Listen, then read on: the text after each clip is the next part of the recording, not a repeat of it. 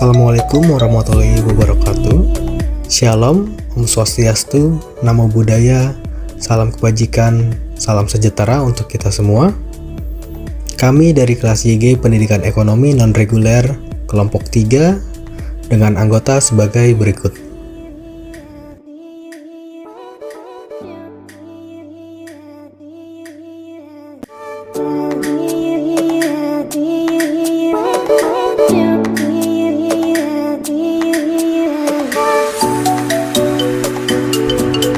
Dalam kesempatan ini, kami akan menyampaikan materi dari mata kuliah Ilmu Kealaman Dasar dengan dosen pengampu Ibu Mima Nisma. Izinkan kami dalam beberapa menit ke depan akan memaparkan materi seputar ilmu kealaman dasar, meliputi yang pertama, membedakan metode ilmiah dan non-ilmiah. Kedua, memahami metode ilmiah. Dan yang ketiga dan terakhir, memahami metode ilmiah sebagai dasar ilmu pengetahuan alam. Selamat menyaksikan.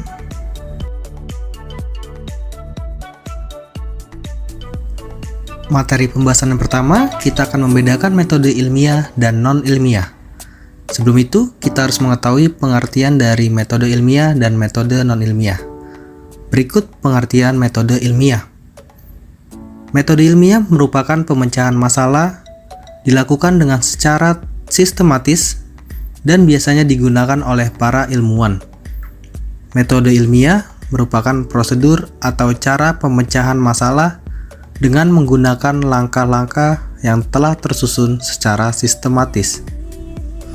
Sedangkan metode non-ilmiah hanya berdasarkan pendapat atau anggapan para ahli pikir atau penguasa yang dianggap benar. Metode non-ilmiah merupakan pengalaman hidup sehari-hari yang tidak perlu dan tidak mungkin diuji kebenarannya, sehingga tidak dapat dikembangkan menjadi pengetahuan ilmiah. Setelah kita mengetahui pengertian dari metode ilmiah dan non-ilmiah, kita akan membahas perbedaan metode ilmiah dan non-ilmiah. Perbedaan yang pertama, metode ilmiah merupakan serangkaian pengamatan terus-menerus yang berakumulasi dan menghasilkan teori yang dapat menjelaskan dan memprediksi fenomena. Penelitian ilmiah sering dikaitkan dengan metode ilmiah sebagai proses sistematis untuk melakukan penelitian. Sedangkan metode non-ilmiah merupakan pernyataan masalah yang kabur dan abstrak. Perbedaan yang kedua, rumusan masalah jelas dan konkret. Sedangkan metode non-ilmiah, masalah tidak selalu dapat diukur secara akurat dan dapat disebabkan oleh faktor supranatural atau ideologis. Perbedaan yang ketiga, metode ilmiah merupakan proses mengumpulkan dan menganalisa data dan membuat keputusan berdasarkan logika yang tepat. Sedangkan metode non-ilmiah, tidak ada jawaban yang bisa diperoleh dari pengamatan data di lapangan, dan keputusan tidak didasarkan pada hasil pengumpulan data dan analisis logis dari data tersebut. Dan yang terakhir, metode ilmiah, kesimpulan yang dicapai bersifat terbuka atau siap untuk diuji oleh orang lain.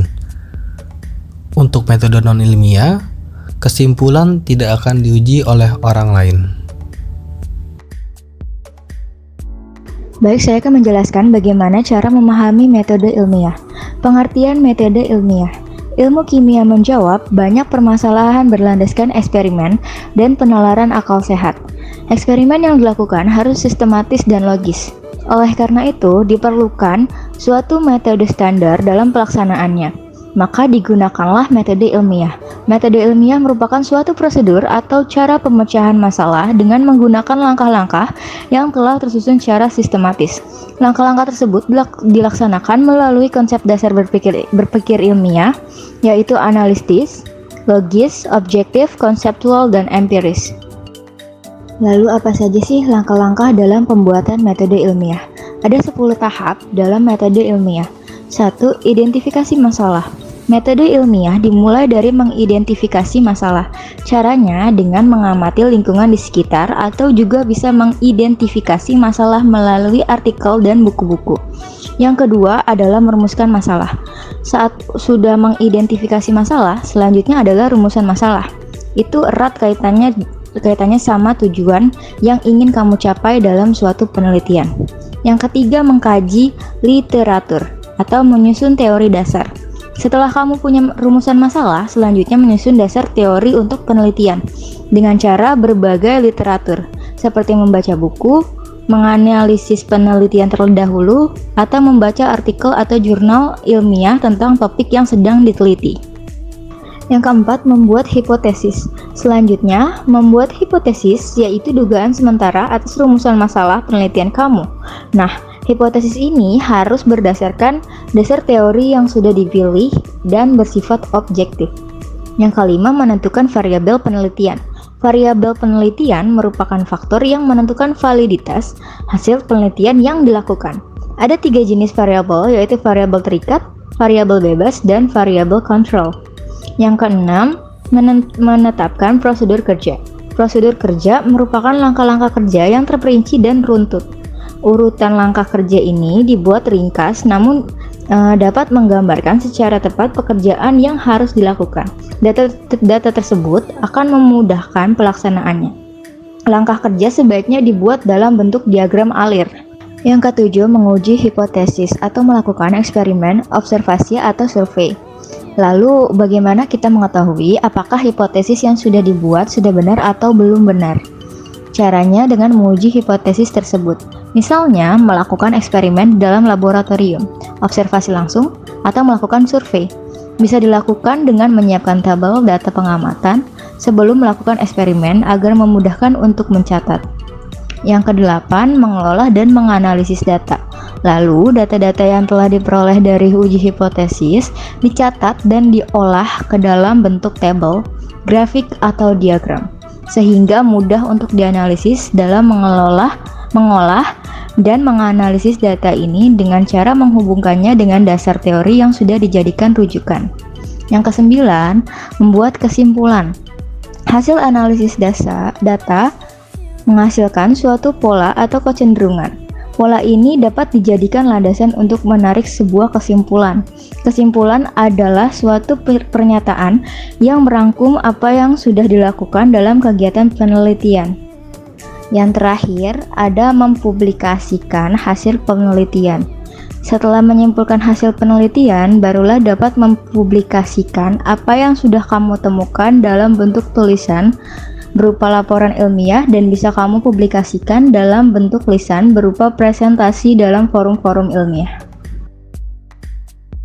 3. Memahami metode ilmiah sebagai dasar IPA. A. Pengertian metode ilmiah dalam IPA. Metode ilmiah adalah cara untuk memecahkan masalah dengan proses berpikir untuk mendapatkan penyelesaian berdasarkan bukti-bukti pengamatan, teori, dan fakta. Hubungan metode ilmiah dengan hakikat IPA adalah metode ilmiah itu sebagai salah satu contoh unsur hakikat IPA atau proses, yaitu suatu prosedur pemecahan masalah.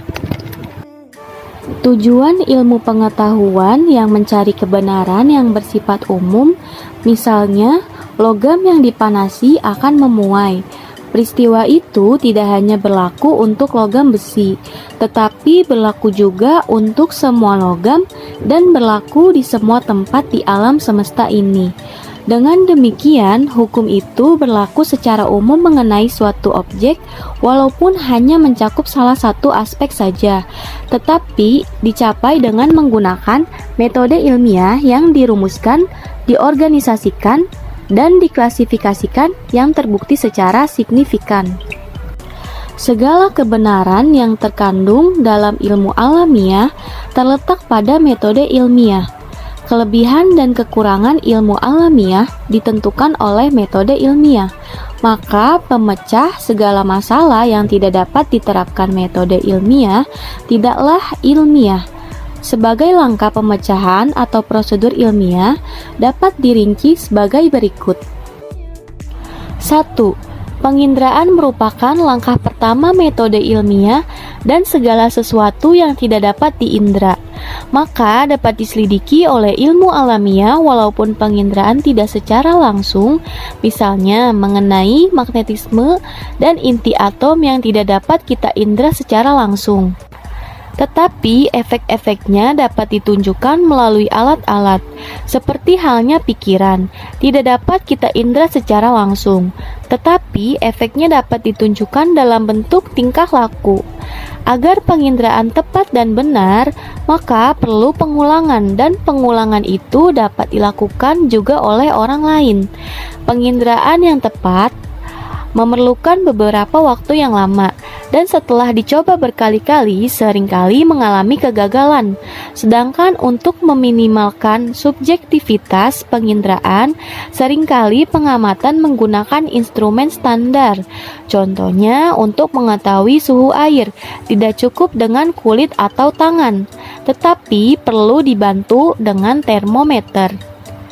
Setelah penginderaan dan perenungan dilakukan, langkah kedua adalah menemukan masalah. Mengapa begitu? Bagaimana hal itu terjadi? Dan seterusnya. Secara umum, untuk menemukan masalah, digunakan pertanyaan bagaimana atau apa. Pertanyaan mengapa menimbulkan kesukaran, dan sering diganti bagaimana atau apa. Pertanyaan mengapa alam itu ada termasuk kategori yang tidak dapat diuji, sehingga hal tersebut tidak termasuk bidang ilmu alamiah. 2. Hipotesis. Pertanyaan yang tepat akan melahirkan suatu jawaban, dan jawaban itu bersifat sementara, yang merupakan suatu dugaan. Dalam ilmu alamiah, dugaan sementara itu disebut hipotesis. Untuk membuktikan apakah dugaan itu benar atau tidak, diperlukan fakta atau data. Fakta itu dapat dikumpulkan melalui survei atau eksperimen. Bila data tidak mendukung hipotesis, harus disusun hipotesis baru. Hipotesis kecuali didukung oleh data, agar mudah dibuktikan, harus bersifat sederhana dan memiliki jangkauan yang jauh. Keadaan yang ideal untuk membuktikan kebenaran hipotesis adalah melalui pengujian dan juga eksperimen. 3. Eksperimen. Eksperimen atau percobaan merupakan langkah ilmiah keempat. Pada titik ini, ilmu alamiah dan non-alamiah dapat dipisahkan secara sempurna. Sebagai besar, orang mengadakan penginderaan, menyusun pertanyaan, dan menduga jawabannya. Namun, orang biasa akan berhenti sampai di situ saja. Sebaliknya, seorang ilmuwan tidak akan berhenti sampai di situ, tetapi akan meneruskan pertanyaan, mana buktinya dalam sejarah. Cara demikian merupakan suatu cara untuk menghilangkan pendapat umum yang emosional. Tidak didukung oleh bukti merupakan ilusi dan tidak bijaksana. Eksperimen dapat menunjukkan bukti sehingga jawaban yang bersifat dugaan itu menjadi jawaban yang benar atau ilmiah. Eksperimen yang baik harus dirancang dengan seksama sehingga semua faktor dapat dikendalikan dan hipotesis dapat diuji kebenarannya. 4. Teori. Bukti eksperimen merupakan dasar langkah ilmiah berikutnya, yaitu teori apabila suatu hipotesis telah didukung oleh bukti atau data yang meyakinkan dan bukti itu diperoleh dari berbagai eksperimen yang dilakukan di laboratorium, di mana eksperimen itu dilakukan oleh peneliti dan bukti-bukti menunjukkan hal yang dipercaya dan valid walaupun dengan keterbatasan tertentu, maka disusun suatu teori. Berbagai teori menunjukkan validitas yang umum sehingga memiliki rangkuman yang tinggi. Maka teori itu menjadi hukum alam. Hukum gravitasi juga ditemukan dari penginderaan semacam itu, yakni peristiwa jatuhnya buah apel ke bawah oleh Newton. Berdasarkan hukum gravitasi, itulah manusia dapat meninggalkan bumi dengan roket menuju ke benda-benda angkasa lainnya. tempat segala angan dan harapan umat manusia tinggal, kini sedang memanas. Sains mencatat, bumi kita sedang mengalami kenaikan suhu yang bisa dibilang parah. Bahkan tahun lalu tercatat sebagai tahun terpanas kedua dalam sejarah manusia. Dan mengerikannya, 6 suhu terpanas bumi yang pernah tercatat semuanya terjadi di dalam 1 dekade belakangan. Mungkin kalau nggak dihentikan, kita akan menuju ke tahun-tahun di mana bumi memiliki lebih banyak persoalan ketimbang harapan. Pertanyaannya, apakah kita mampu menghentikan pemanasan global yang semakin parah? Sayangnya, pemanasan global itu nyaris nggak mungkin buat dihentiin. Ini semua karena banyak senyawa ini yang terus memenuhi langit bumi dan membuatnya semakin memanas. Bayangkan aja jumlah emisi gas rumah kaca yang dihasilkan manusia gara-gara gunain bahan bakar fosil aja itu nyampe 37 gigaton. Itu kayak ngebuang 6.000 piramida Giza ke atmosfer bumi. Dan inilah yang bikin kandungan karbon dioksida dan emisi lainnya di atmosfer bumi yang tadinya rata-ratanya cuma segini, jadi mencapai titik tertingginya selama 800.000 tahun terakhir. Oke, kalau gitu apakah masih ada jalan keluar dari semua ini? Apa masih ada cara buat memperlambat pemanasan global? Sebenarnya masih ada, tapi itu pun bakalan susah banget.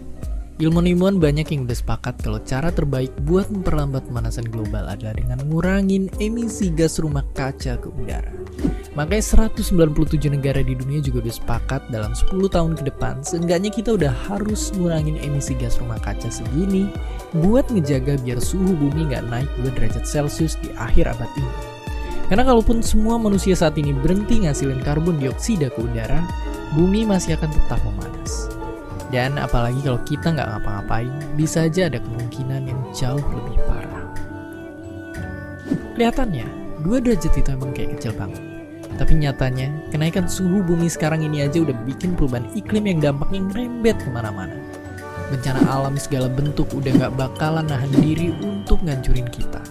Sampai spesies hewan dan karang di lautan yang jadi makin terancam.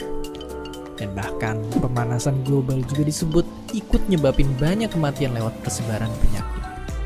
Menurut para saintis, bumi emang gak akan langsung berakhir karena ini semua. Tapi kemungkinan semua bencana ini akan terjadi lagi bakalan jadi jauh lebih sering. Terus gimana dengan kita? Kalau kita lihat sekitar aja masih kelihatan banyaknya orang di belakang layar masih gak peduli dengan kondisi bumi sekarang. Yang main nebang pohon dan ngebakar lahan di sana sini buat keuntungan pribadi mereka aja. Padahal, buat sekedar info, ini yang mungkin akan terjadi di Jakarta tahun 2050 kalau muka air laut terus nambah tinggi gara-gara pemanasan global. Tentunya kita nggak bisa biarin ini sampai terjadi. Untungnya, Indonesia juga punya komitmen buat ngurangin emisi gas rumah kacanya ke udara lewat bikin kebijakan kayak nunda pemberian izin pembukaan lahan hutan dan gambut, restorasi lahan gambut, ningkatin penggunaan pembangkit listrik tenaga terbarukan, dan rehabilitasi dan penyerahan hutan untuk tujuan sosial. Ya, PR kita masih panjang. Tapi sejauh ini kita udah mulai dan harus terus ngerjain mereka. Satu persatu. Intinya, pemanasan global itu hampir nggak mungkin buat dihentikan. Tapi seenggaknya, ini semua masih bisa kita perlambat dengan usaha dan kerjasama buat ngurangin emisi karbon ke udara. Bukan cuma negara, tapi juga kita semua, lewat ngejaga dan ngerawat teman-teman kita ini, biar dunia kita tetap terjaga kelangsungannya. Dan seperti biasa, terima kasih.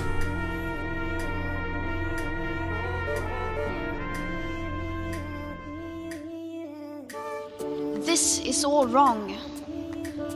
I shouldn't be up here. I should be back in school on the other side of the ocean.